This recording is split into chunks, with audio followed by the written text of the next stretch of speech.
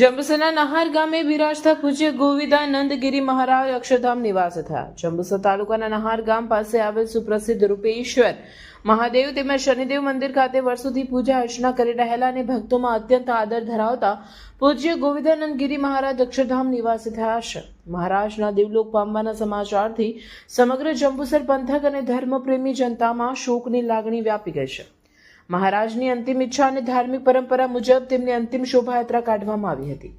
આ શોભાયાત્રા સમગ્ર નહાર ગામના મુખ્ય માર્ગો પર ફરી હતી, જેમાં મોટી સંખ્યામાં ગ્રામજનો અને આજુબાજુના વિસ્તારના શ્રદ્ધાળુઓ જોડાયા હતા।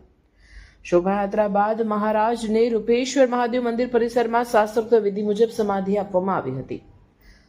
મહારાજ શ્રી પ્રત્યેની અપાર શ્રદ્ધાને કારણે જંબુસર તાલુકાના ખૂણે ખૂણેથી ધર્મપ્રેમી ભાઈ બહેનો મોટી સંખ્યામાં નહાર ગામે ઉમટી પડ્યા હતા। હજારોની મેદનીએ ભીની આંખે મહારાજને અંતિમ વિદાય આપી હતી। હર હર મહાદેવ અને મહારાજના જયઘોષ સાથે સમગ્ર વાતાવરણ ભક્તિમય બની ગયું હતું। 3 तारीख 11:30 बजे हमारे गुरुजी श्री गोविंदानंद महाराज जी का स्वर्गवास हो गया और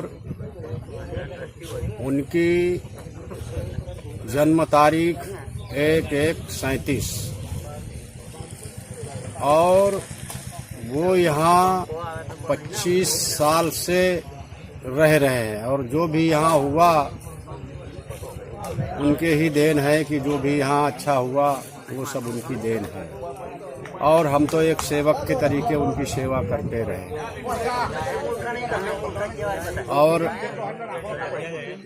हमारा दिल ये गवाही दे रहा है कि हमको बहुत बड़ा खेद है इनके जाने से, हमको बहुत बड़ी तकलीफ है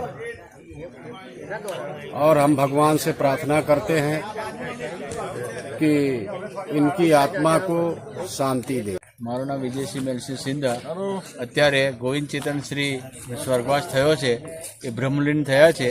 અહીંયા ઓછામાં ઓછા હમણાં 27 થી 28 વર્ષ અહીંયા પોતે રહ્યા છે। અહીંયા આવીને એમણે વિકાસ ઘણો કર્યો છે। એ ઓછામાં ઓછા 1937માં એમની જન્મ તારીખ હોવાથી 90 વર્ષની લમસમ એમનું આયુષ્ય છે। એ પ્રખંડ જ્યોતિષ શાસ્ત્રને માનતા હતા, જ્યોતિષ વિદ્યા એમની પાસે હતી અને એ સિવાય પણ એ ધર્મની બાબતની બહુ ઊંડાણ જાણકારી હતી।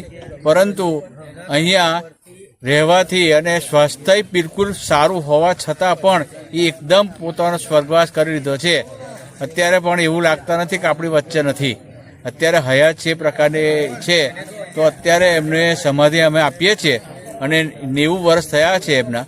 તો અહીંયા આજુબાજુના જે ગામના જે લોકો કે આજુબાજુના વિસ્તારના લોકો એમને ચાહતા હતા અને અત્યાર સુધી એમની સેવા પૂજા કરી હતી અને ધર્મનો એમની પાસે અખોટ ભંડાર હતો, જે આ આજુબાજુના લોકોએ એમનું રસપાન કરેલ છે ને અત્યારે બધા એમની સાથે અત્યારે સમાધિ માટે ઉપસ્થિત છે।